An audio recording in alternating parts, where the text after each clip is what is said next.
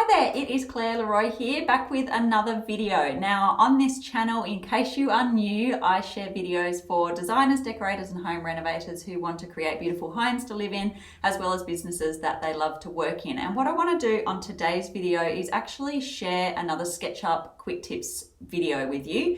And in particular, what I want to do is to actually go through 10 common mistakes that I see people doing as they're getting started in SketchUp. So if you are new to my community, you may not be aware that I actually run a SketchUp online course for beginners. So it's a SketchUp for interior design course, and it's completely for beginners.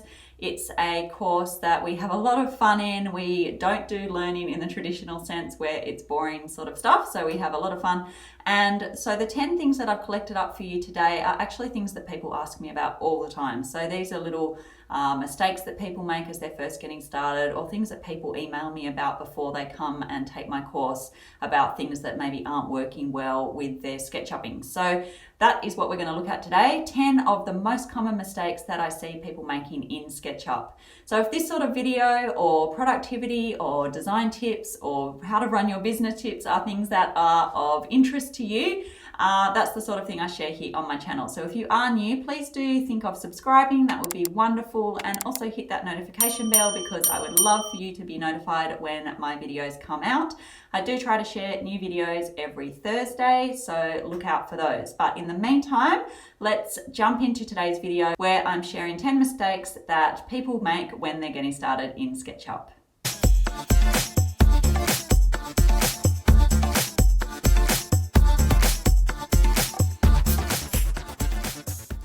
Okay, so the first mistake that I see lots of people make when they're first getting started with SketchUp is that they get themselves into what I call a sticky mess. So basically where they have their geometry and they find that they can try and start moving their geometry and it all gets stuck together, like you can see is happening with this particular set of rectangles that I've drawn.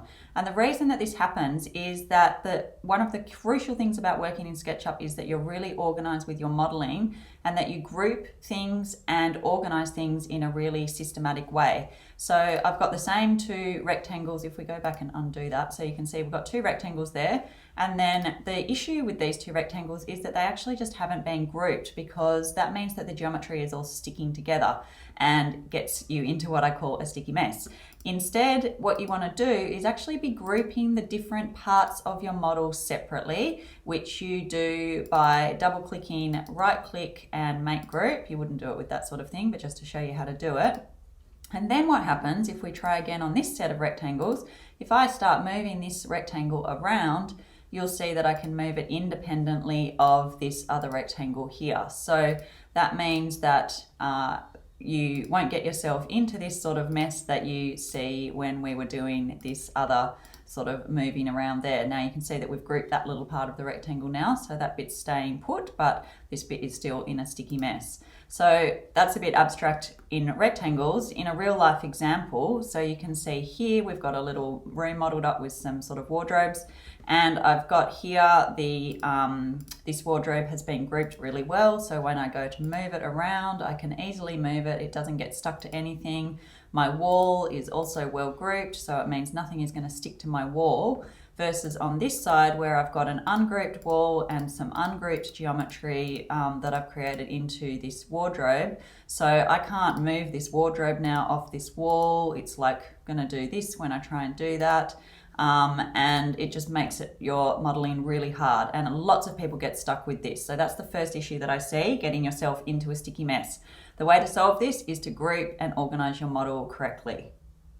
Okay, the second thing that I see a lot, and I get a lot of questions from students in my course about this particular one, and that is that they say, I have lost my model, or they find that, we might be practicing drawing a rectangle. So at the moment I'm in a template that is a millimeters template for interiors, and so when I go to draw a rectangle, in my dimensions box, say I want to draw a rectangle that's 3 meters by 3 meters, I would type 3000, 3000 to get my rectangle, hit enter, and as you can see, it's turned into this tiny speck on my page. And so people think, what is going on here? My rectangle isn't showing 3 meters at all.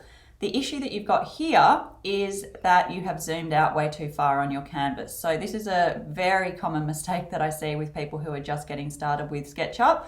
And as you can see, if I keep zooming out, you can have an unlimited canvas in SketchUp, and you can actually, if you zoom out so far, like I've completely lost all the geometry that I've drawn on this particular canvas. So that can be very confusing for people, and then they get really lost and they have no idea how to find what they've drawn. But the good news is there is a button in SketchUp called Zoom Extents, which is this button up the top here.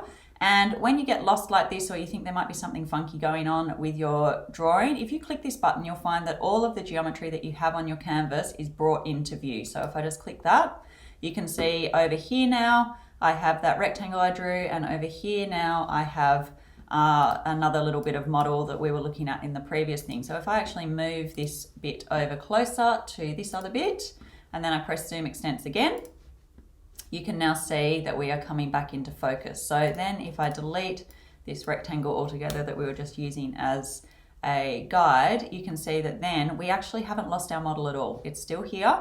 But if I then go and use my scroll wheel again and zoom out, you can see it can disappear super easily. So that took me all of 1 second of zooming to lose my model completely. So if this ever happens to you, always give it a try to have a look at your Zoom Extents. Sometimes, as I just showed you, your Zoom Extents will actually show you a rectangle over here. Like you may still struggle to find, like even if you're zoomed out, it may still be specks on the page. You might have accidentally drawn something up the top here, something down here. So look really closely when you do your Zoom Extents, see what you can find, and then delete. You'll probably find you've got some geometry you don't need. Delete that, Zoom Extents again, and then you can bring your model back into focus.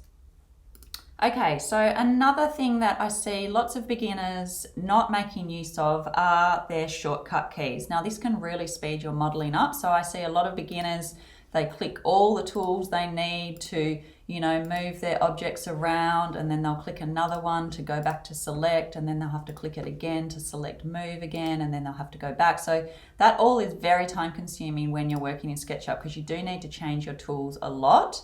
I often click up and show you what I'm doing because it just makes it easier. You can't see my keyboard shortcuts if I'm doing that. So you'll see me use a lot of the tools from the toolbar as I work and when I'm teaching students. But this is not how I would model if I was modeling for a client project or anything like that, because it slows you down massively. So you definitely want to start, as soon as you start modeling in SketchUp, start learning the keyboard shortcuts and making the most of these. So some of the key ones, for example, are spacebar is your select tool. So I'm back in select just by hitting my spacebar. If I select the M, I will get my move tool, and then I can quickly move things. That's going to make a sticky mess because I don't have I didn't select anything. So if I go back to my spacebar and then I select my wardrobe, then I go to M for my move tool, I can then move that around on my canvas. And there's lots of others that you want to use and that you will use regularly. Some of the other common ones, your L is your line tool, so you can quickly draw a line. What other ones? We've got R for rectangle, so you can quickly draw a rectangle. We've got your push-pull, which you'll use all the time. So that's your push-pull. That's P on your keyboard, and you can find these by Googling the keyboard shortcuts, and I would suggest that you print off the cards. You can get quick reference cards from SketchUp themselves. The keyboard shortcuts do vary slightly between Macs and PCs, so make sure you grab the right one for your particular version of SketchUp and your particular operating system. And print this off when you're first getting started, have it on your desk, and just start really getting used to what the keyboard shortcuts are. I promise you it will speed your modeling up by, I don't know, I'll make it up, but 10 times faster than by using all of just clicking up each time that you want to do something. So make use of your shortcut keys is my third tip. Okay, the fourth thing that people do incorrectly when they're first getting started using SketchUp is that they don't organize their models properly. Now, this is probably one of the massive things that many students who have had some experience in SketchUp who come and take my course, they have sort of been self-taught and they have never really learned how to organize their models properly using grouping and tagging. Now, we have talked about grouping. That helps you avoid the sticky mess and making sure that geometry doesn't stick to each other, but the tagging or the layering is also really important. Now, why do I call it tagging or layering? So in 2020 version of SketchUp have changed the name of layering or layers to tags. So layers and tags are the same thing. If you have an earlier version of SketchUp than 2020, yours will be called layers. If you have 2020 and onwards, you will have tags. And basically what you can see here is my list of tags for this model, which is basically quite a lot of tags, as you can see. Now, the reason I do have so many is that as you start to bring in furniture and accessories and things from the 3D warehouse, you'll find that a lot of different tags come in with that furniture. You can always do a purge of your tags to get rid of some of those if you'd like to. Often there's hidden geometry on your tags and you won't be able to get rid of them, so you will be left with sometimes quite a few sort of tags like this. You can deal with this in a different way, but that's not the point of what I'm trying to teach you in this. So what I want to actually just show you is the ability, if you organize and group your model properly, to be able to turn off elements of your model so that you can access your model more easily and you can see inside your model more easily and just work in your model in a much more sort of productive way and switch things on and off. So basically, if I find the exterior walls, you can see that we can turn those off. And so that's really handy because say I wanted to come down into this bathroom and have a little look around or something like that, having that exterior wall off means that I can really get in and sort of move around my fixtures and make that a lot easier for myself than it would be if I had to sort of have that wall up and be trying to do that from sort of inside this view like this. So there are lots of benefits to organizing your models properly. You can turn off your exterior walls, you can turn off your interior walls, and you can turn off all different things, your joinery, and so that really helps you just to sort of play around and organize your model really well. So before you can tag and layer, you do have to group stuff properly. So all of the joinery, you can see if I click on it, they are already all in groups, and those groups have been added to layers. And if you want to change the layer or tag that your groups are on, you come into your entity info box, which you can open via your Windows menu, and then you click down and you can select the tag or layer that you'd like that to be on. So as you can see, this one is on the joinery tag. And if I wanted to switch it over to something else, I can just pick something from this drop-down menu so that I can just switch it over to a different tag. So definitely get in the habit of organizing your model. You'll find this really helpful, especially as you start to work with complicated models like this. Okay, so the fifth thing that I see many beginners do incorrectly when they're first getting started with SketchUp is that they don't model on the axes, and they also don't even really understand what these axes are all about. So basically you can see we've got the blue axes, the green axes, and the red axis here in SketchUp, and basically what these are just sort of guidelines, I guess, to make sure that you don't lose your way on this massive canvas. So the blue axis is sort of like your Y axis, so this is your vertical for walls or whatever, and then your green and your red are obviously your horizontal sort of x-axes, if you like to think of it like that. And what you want to try and do, especially if you're drawing things that are plumb, is to obviously try and stick to drawing on your axis. So here you can see with this model that I've drawn in here, I've stayed on the green and the red axis. What a lot of people don't do, and the way that you do that, so if I have my line tool and I start trying to draw a line, you can see that it always wants to snap to my axis. So as I move around, it will sort of snap onto an axis as I go. And what a lot of people don't do is that they sort of will draw their line, and they may even draw it like ever so slightly off, and then they'll find that they end up in a bit of a mess because they've got sort of weird geometry that's all off the axes. Now, this can make it quite tricky because then when you're trying to draw straight lines or joinery or other things, you'll find that this becomes really difficult to try and get your modeling to all work out and all be sort of plumb and symmetrical and all of the things that you might want it to do. So wherever possible, take what SketchUp's trying to tell you to do, which it often wants to snap to these green axes to the red axis, and it will often infer things for you as well. So as you can see, as I try and close off this square that I'm drawing, or rectangle that I'm drawing here, it will tell me that was the line that I need to go to. I'm on the red axis, and then I have a completely plumb, completely square rectangle thing that I've drawn here, versus obviously this is a bit of an exaggeration, but you can see how this is not on any axis at all. So always try and stick to your axis, especially sometimes obviously you'll have buildings that are not plumb or that you can't draw on the axis, but use the axes. They're there to help you, they're there to guide you, and that's what they're for. So a lot of students don't understand what the purpose of those are, and that is what they're for. So always be trying to stick to drawing on the axes and also using those guides and inference points that SketchUp helpfully gives you. Okay, the sixth thing that I see a lot of beginners not doing is not making use of scenes. Now, this is a bit of an exaggerated version of what you can do. This is quite a detailed model that I have done for a client. And basically what you can see along the top here are all the different scenes that I've created, which are basically like different camera angles with different setups that I have created to make it easy to move through my model so that I can show the client and also, more importantly, prepare my drawings in Layout, which is the complementary software that comes with SketchUp. So if I move through a couple of these scenes, you can see how handy they are. So as you can see here, we've just got a normal floor plan scene in parallel projection. So this is sort of like a top-down floor plan scene. And then I have another scene here where I have the ceiling on my model. And what I've drawn in here is a bit of a lighting plan into that ceiling. So that's sort of a helpful view for just seeing the sort of layout of the lighting for this particular project. And I also have a different scene here, which is just a wireframe scene of my model. Now I use this for preparing lighting plans and electrical plans and stuff when I move over to Layout. So that's already 3 different scenes just of the floor plan itself. But if I click through to some of these others that I've got here, you can see that I can quickly jump in to a perspective view of inside my model.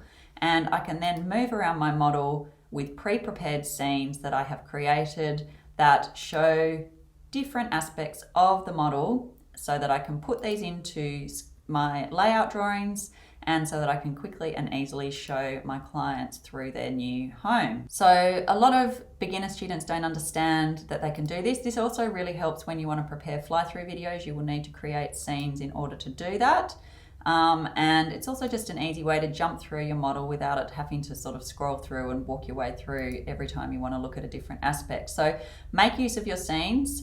Be aware that setting up scenes does make your modeling slow down. So this is a lot of scenes that I've got in here. I do work on a very powerful computer, so my computer can manage a lot of scenes easily. But you may find that if you have a slightly less powerful computer that your computer may not cope quite as well with having so many scenes. So just sort of use that to balance out. The other thing that I use scenes for as well is I draw my joinery outside of my modeling, and so I use scenes to create the elevations of my joinery drawings so that I can bring those into Layout, and then I can dimension those and add, markings and mark these up in Layout when I move over to that. That's a little bit more of an advanced thing, but just so that you also know that that's what some of these scenes down the end here are. So lots of different ways to use scenes.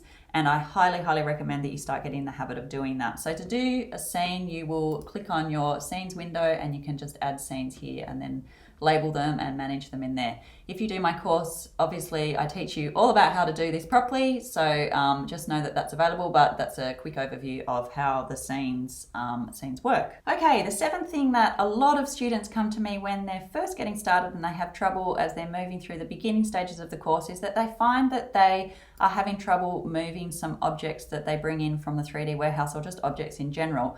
And what they find, like you can see here with these stools, is that their geometry is dropping in and it's not landing on the surface of their model. They're then trying to move it around and they're having issues with where it's landing and it's sort of like not going where they want it to go.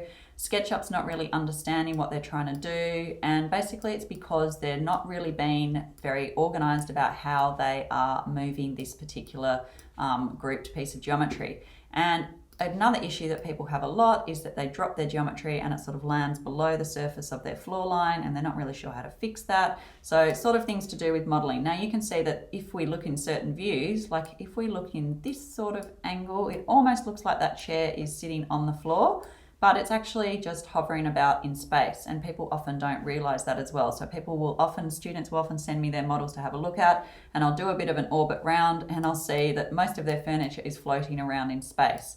So how do we avoid this? Now, the good news is that with the 2020 version of SketchUp, they've actually made their move tool a lot more user-friendly. And so we do have the ability now to grab our groups by all the different corners, and even if there is part of that grouping sort of hidden by a floor like you can see here, we still can access the bottom corners of the group. You can see that that says corner of group, and I can grab that corner and actually just lift that up. And if you follow what it's telling you on the notes as you sort of move it, you can see that now it's dropping on the face, and I can click and let go. And if I orbit, you can see that that has dropped down onto the face of this particular model.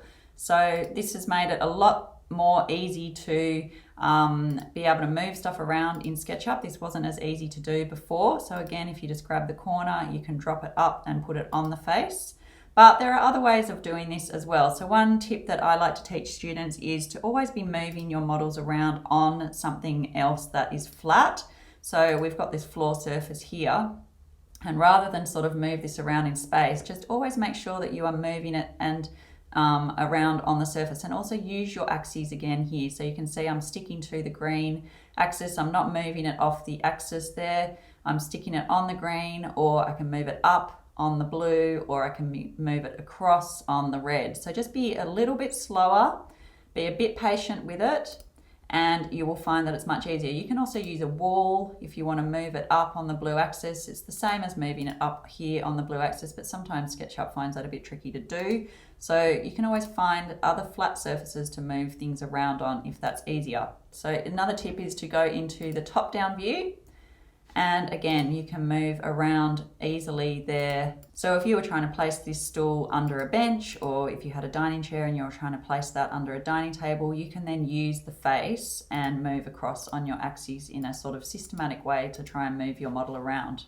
SketchUp isn't always clear what you're trying to do. So you've just got to make sure that you aren't sort of moving stuff around in space. That is where SketchUp's going to get confused, and it's not going to know where you're trying to put it. And you'll end up, as we showed before, with your models floating around in space, even though if you're in certain angles, like here, you might think that those chairs are almost sitting next to each other.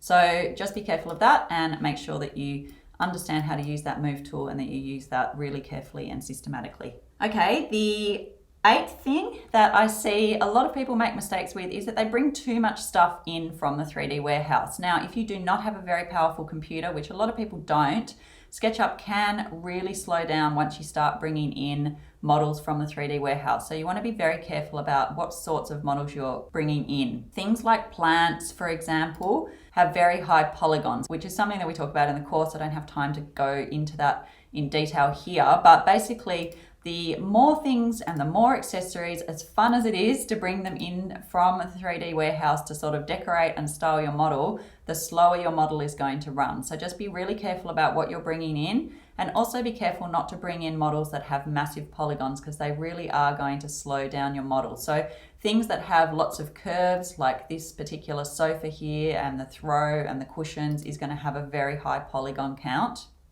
And this is the sort of thing that's going to really slow your modeling down. So if you are finding that your model is getting quite slow, have a think about, have you brought in way too much stuff from the 3D warehouse? Because that definitely could be part of it. And also make sure that when you are searching in the 3D warehouse, that you try and pick things that don't have huge polygons. So you can check the polygons here. So for example, 18,000 or nearly 19,000 polygons just for one chair. And the fact that you'd need probably 8 to 10 chairs if you were going to put these around a dining table, that's already going to be a really huge polygon count just for this chair. The reason it's got a high polygon count is because it's got very smooth surfaces and it's got a lot of curves. So let's compare that to this chair, which obviously isn't quite as attractive, but this one only has 322 polygons. So it's much simpler, much less polygons, and it's not going to slow your modeling down as much. Now, obviously, some of these simpler pieces of furniture aren't necessarily what you're going to want to have in your model, especially if you're designing for interior design, which I know a lot of you are. So balance that out, but just be aware, know how to check your polygons, and just try and be conscious of not bringing things in that are too massive, because you will eventually slow your modeling down quite a lot. All right, the 9th thing that I see a lot of new people to SketchUp doing is that they don't understand how to use the select tool properly. So this is where we can select parts of our model, select areas of our geometry to, either move it or to delete it or to make changes to it or whatever you might like to do. And a lot of beginners don't realize that there is a difference between clicking from bottom right up to top left like this, versus clicking from top left down to bottom right like this.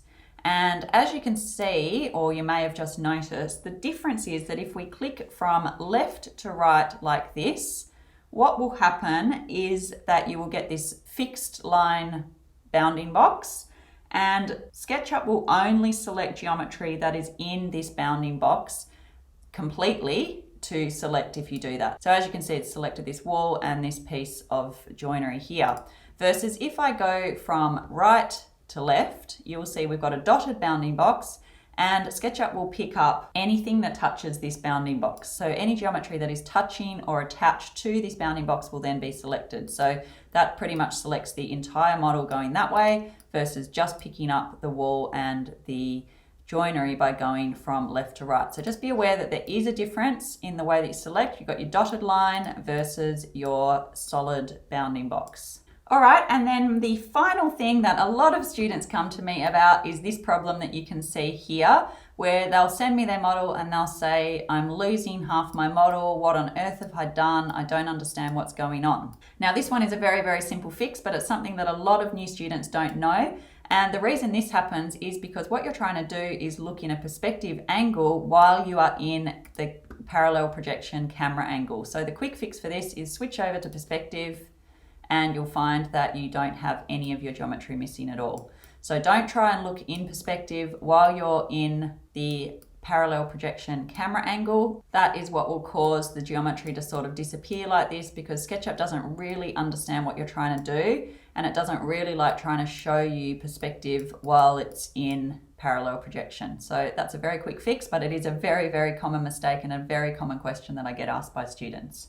So I hope you have found that helpful to sort of find out the answers to maybe some of the things that you struggle with as you move through learning how to use SketchUp. Now remember, I do have a course for interior design for beginners who would like to learn how to use SketchUp. And I don't only mean complete beginners, I actually do have quite a lot of students who perhaps have had a play around in SketchUp or have done some short courses on it, but they're just not confident with their modeling yet, and they feel like they have some gaps in their learning. So even those students who have had some experience with SketchUp find a lot of benefit from taking the course, because they do feel those gaps in knowledge, and many of them tell me they learn a whole bunch of different tips and tricks about how they can improve their modeling and organize things a lot better. So if you would like to learn about that course, please do look below at the links. I have a link to both my free information session all about SketchUp and all the fun things that you can do with SketchUp. So you may find that really interesting. Feel free to sign up for that. There's many sessions a day that you can watch.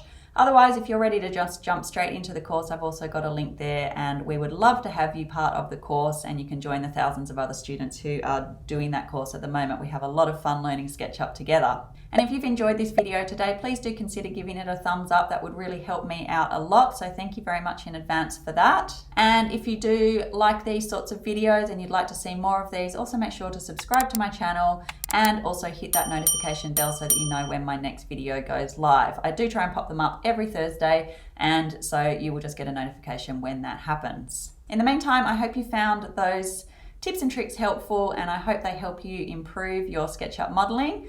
Have fun with SketchUp, enjoy playing around with it. It's a lot of fun, and it's such a fun piece of software. I'm always telling my students how addictive it is. And once you get the hang of it, you will also find that as well, I'm sure. Enjoy the rest of your day, and I'll see you in the next video. Bye for now.